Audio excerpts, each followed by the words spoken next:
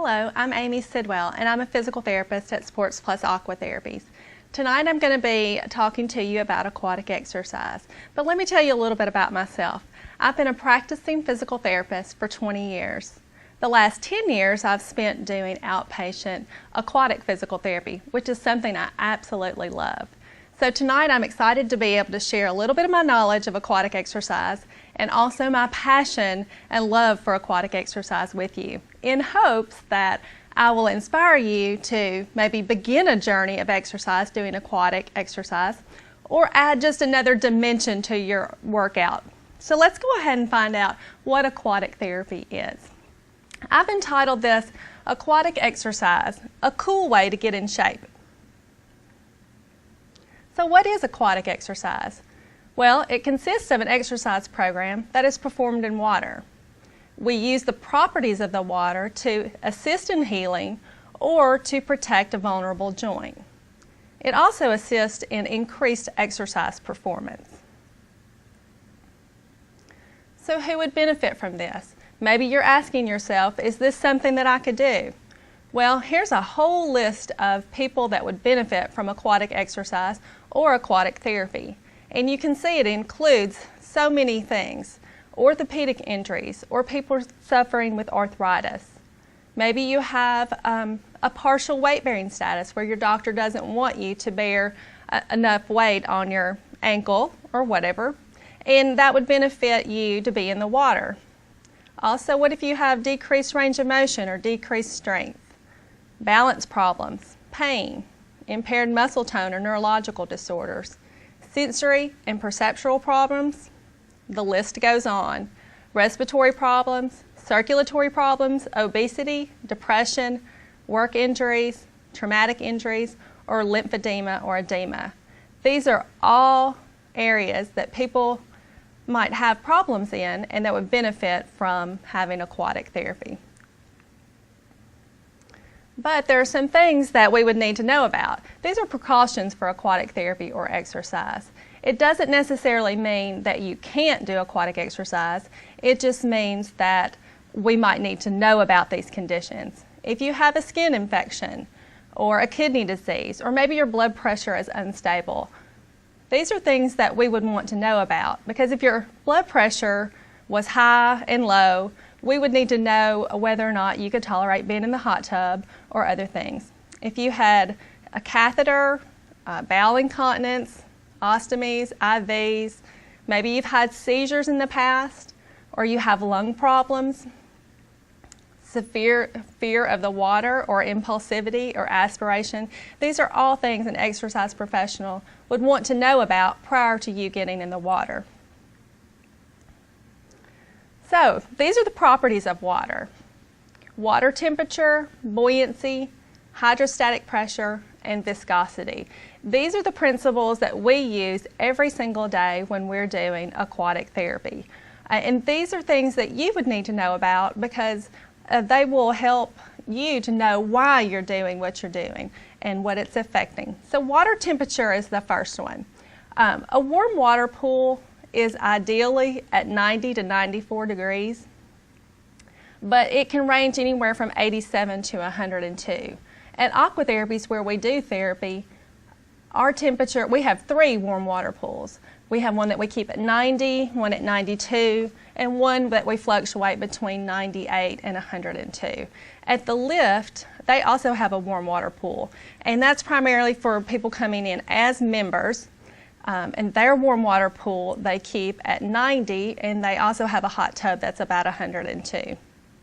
Most community pools are cool water pools. But warm water is wonderful because it promotes muscle relaxation, it reduces your pain sensitivity, reduces muscle spasms, it makes you feel less stiff in your joints so that they move better, it increases your circulation, and improves your breathing rate. Cool water pools are between 80 and 86 degrees. At the lift, they also have a cool water pool, which is mainly used, I would say, for swimmers, but it's available for other workouts as well. But it's really recommended for vigorous cardiovascular workouts. That's because when you're in a pool and you're exercising vigorously, then your body is heating up, and whatever's out of the water is the only way that you can dissipate the heat. So if you're deep water running, the only thing that's out of the water is your head, and that's the only way that you can get rid of that extra heat. So it's important that you're just in a cool water pool so that you don't overheat as easily.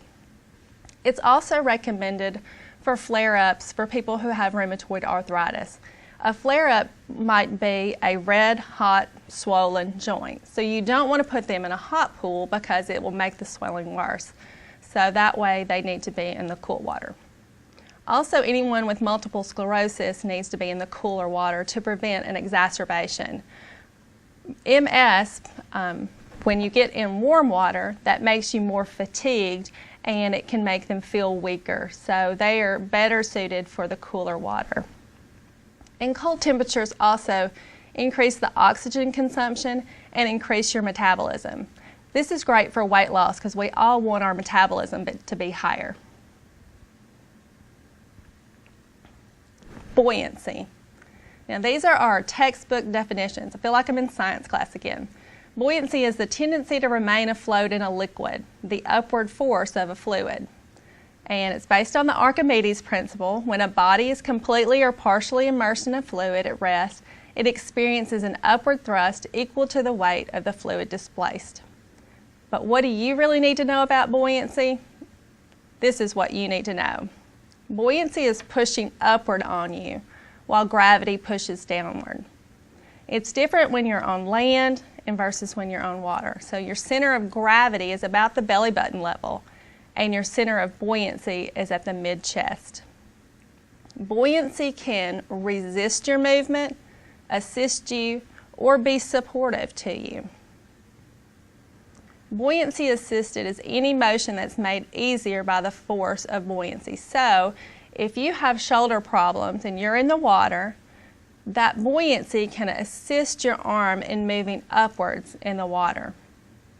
Buoyancy neutral is any motion that's not affected to buoyancy. So that's anything that's parallel to the water's surface. And buoyancy resisted is any motion made more difficult by buoyancy. That's like pushing something towards the pool bottom. There are ways to change buoyancy as well, and we do this all the time in therapy. If someone has a painful joint, maybe we want to get them in a non-weight bearing position so it feels better to that joint. So we may get them in the deep water so they'll be non-weight bearing. To have 10% weight bearing, we would get them at collarbone level. 25% weight bearing is at chest level, and what that means is there's 25% of your body weight being borne through your joints and your spine. And then belly button level, you're bearing 50% of your body weight. Hydrostatic pressure is something that we use as well.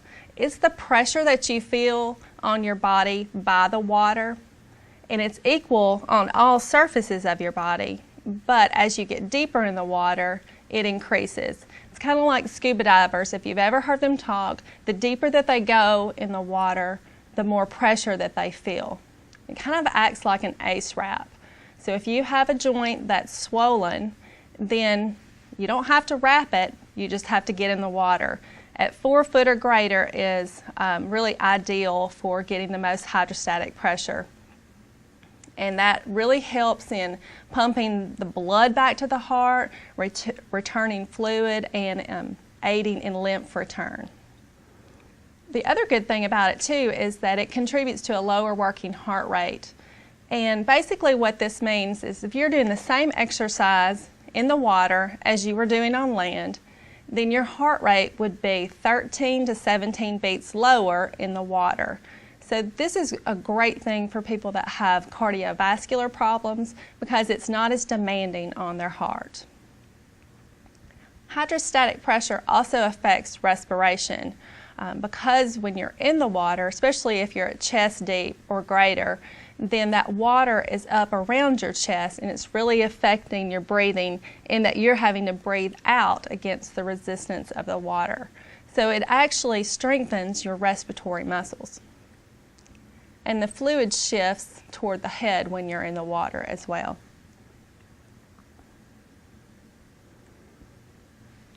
Viscosity is what we use to strengthen someone. It is actually resistance, and it's a force that opposes. Water offers more resistance to movement than air. So if you move your hand through the air, you'll feel that there's no resistance at all. But if you put your hand in the water and move your hand through the water, you'll feel the resistance. It's actually 600 to 700 times that of air. So that's where you get your potential to increase your muscle strength. And there's even more potential there because if you increase your speed, you're going to increase your resistance. If you actually double your speed, you're quadrupling the amount of resistance. So that's wonderful for patients that we're strengthening, and for you as well when you're exercising. And then of course there's just the mental aspects of water. And this is what is so wonderful to see. You can see someone walking into the water, and as they go down the ramp, you can actually just see them relax, almost see the muscle tension just leave their body. They do feel weightless in the water, and that's a good feeling if you have a painful joint or if you're overweight or obese, because that just feels so good to you. Also, there's a perceived rate of exertion is less. So like I talked about earlier, if you are exercising on land and you're exercising on water, it's going to feel a lot easier in the water. Also, there's less fear of falling or injuring yourself in the water. Many older adults have a fear of falling, or maybe they have started falling. So when they get in the pool, they can exercise and increase their strength, but they're not fearful that they're going to injure themselves because the water actually slows down their movement. And it may let them stumble, but they're not going to fall and hurt themselves. So this is a great way for someone to exercise. And I've also seen that many people have a wonderful memory of growing up and playing in the pool, swimming in the pool. So when they get in there, they feel like a kid again. And exercise should be fun. Okay. This is the Borg scale, or a rate of perceived exertion scale. This is a good way to know how hard you're exercising in the pool because, like we talked about, your heart rate is different in a pool. So I like to use this because I can show someone this scale and just ask them how hard they're working. So you can look at it and you can see, oh, I'm exercising fairly light. So if you want to get stronger, you're going to have to work harder in the pool up to where you're between a 15 and a 17 on this scale. So this is a good way to gauge how hard you're exercising. And I find that this is something that people are always interested in. How many calories am I going to burn when I'm in the water? And I love this. This is like a no-brainer for me. If you look, you can see that land walking, and this is for a 30-minute workout, you're going to burn 135 calories. But if you walk in the water, you're going to burn 264 calories. Then you can see the stats on jogging. Jogging on land, you're burning 240 calories, and jogging in the water, 340 calories. So this is why it's a no-brainer. You can burn more calories, and it feels less hard. I mean, it can't get any better than that. So here's some equipment that you can use in the water. And I wanted to make sure that I showed you this because if you decide to work out in a pool, you would want to know what you could use and what's available to use. But all aquatic equipment is based on the following principles. It's either buoyancy, it's weight, or it's resistance. Buoyant equipment decreases the impact, it increases your endurance and your strength. And that's what's pictured in the top picture. Weights are pictured in the bottom picture, and it increases your impact, your muscular endurance, and your strength. And then there's just resistance equipment, which provides a neutral impact, and it increases your endurance and strength. Okay, buoyant equipment consists of a material that floats. Barbells, there's all kinds of different sizes. The bigger the flotation device, the more difficult it is to push toward the bottom of the pool. And then there's ankle flotation wraps, and I'll show all these to you in just a minute, but they can be used to assist with leg strengthening. But it's better at challenging your balance, because if you put anything on your ankles that wants to float, it's going to be hard to keep that foot down. So you really have to have really good trunk control when you're using things like this. And you can also use buoyant equipment to assist with your balance when you're walking. Weights, you can use wrist or ankle weights for strengthening. It feels different than if you're using them on land, and it's because of the buoyancy. You may have a 5-pound weight, but it doesn't feel like 5 pounds in the water. But what it's doing for you is it's adding more surface area. So as you move through the water, you're increasing the strength because you've got more surface area moving against it. And weights can be used on wrists or ankles of somebody that's had a stroke to improve their perception of where that limb is, because oftentimes if they're weak in that one side, that limb will want to float in the water. So putting a weight on it helps them know where it is. And there's resistive equipment. This can be paddles, fins, kickboards, and gloves. In our pool at Aquatherapies and also the lift pool, there's hydraulic equipment. They have bikes, elliptical machines, steppers, treadmills. There's all kinds of different things. And if you look at them, you'll be able to see that there's a paddle on there. So that paddle, as you get on it, it moves that paddle through the water, and that's where you get your resistance from. And also, if you go faster on that piece of equipment, you'll get more resistance and a larger potential for strengthening.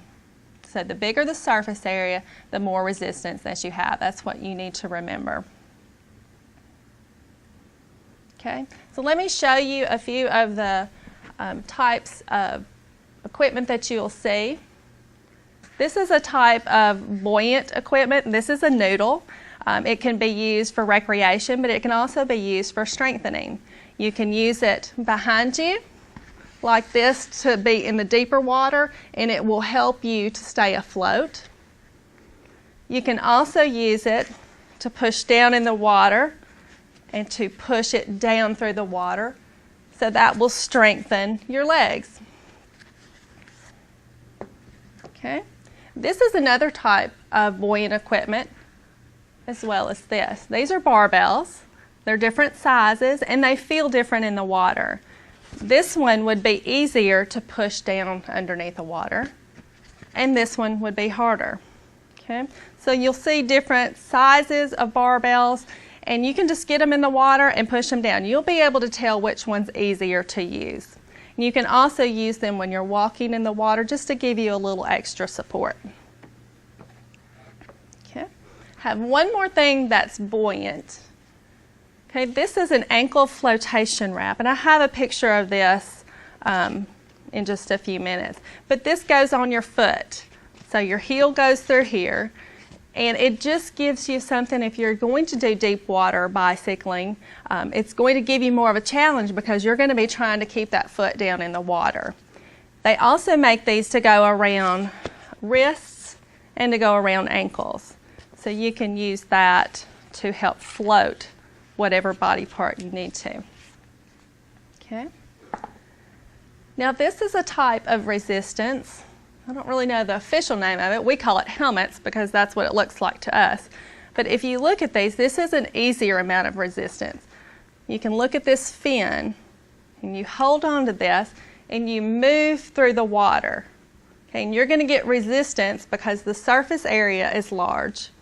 But this is easier than this one, and you can see the difference in the fin size. So this one is going to be harder to move through the water because the surface area is larger. So if you want to strengthen more, you'd want to use this as opposed to this. Another form of resistance is right here. It's kind of a paddle, and it has a little knob on the back, and you can turn it so that you can adjust the amount of resistance you get. So you can open it to allow the water to flow through as you move it through the water, or you can close it to get more resistance. Okay. This is a glove that you can wear when you're exercising. Okay. And you can see it has webs between the fingers so that when you move through the water, you get resistance because there's more surface area there. And there's different sizes of these gloves. They're really easy to get on and off, and it also doesn't affect if you need to grab something, you can still have your hands to hold on. Then I have one more thing to show you, and this is just a weight, a free weight. And, you know, this is a small one. I think we use these with some of our pediatric patients. But you can get different sizes of them. You can wear it on your wrist, or you can wear it on your ankle. And again, this is what provides more surface area as you're moving through the water, or helping to weight down a joint that may want to float a little. Okay, so those are the different types of equipment that I have, but there's lots more things too. So just look and see what's available at your pool and try it out and see what it does. Okay? Now let's go through some of the progressions in the water. There are ways to make things easier and harder. So if you want to make things harder, maybe you want to go from being non-weight bearing to more weight bearing. So going from the deeper water to the more shallow water will make it harder for you. You can also progress from using no resistance to using a type of resistance that I've shown you, or progressing to hydraulic type equipment. You can also progress, if you have problems with your balance, you can go from holding to the wall, which would provide you the most amount of stability, to holding on to barbells, which would give you some stability, but it would still challenge you. And then you could progress to not holding on to anything for support. You can also increase your repetitions or your time in whatever activity you're doing in the water to make things more challenging. And then I just have some pictures here just to show you what aquatic exercise looks like. You can see people doing underwater biking. You can see people using noodles and barbells and gloves and doing deep water bicycling. You can see a lady that's pregnant doing water exercise because that's wonderful for them as well. So this is just a few of the pictures of what aquatic exercise can look like for you. So have fun and get healthy.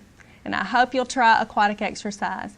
If you need anything and you want to ask me a question, you can contact me at amy.sidwell@wth.org. Thank you.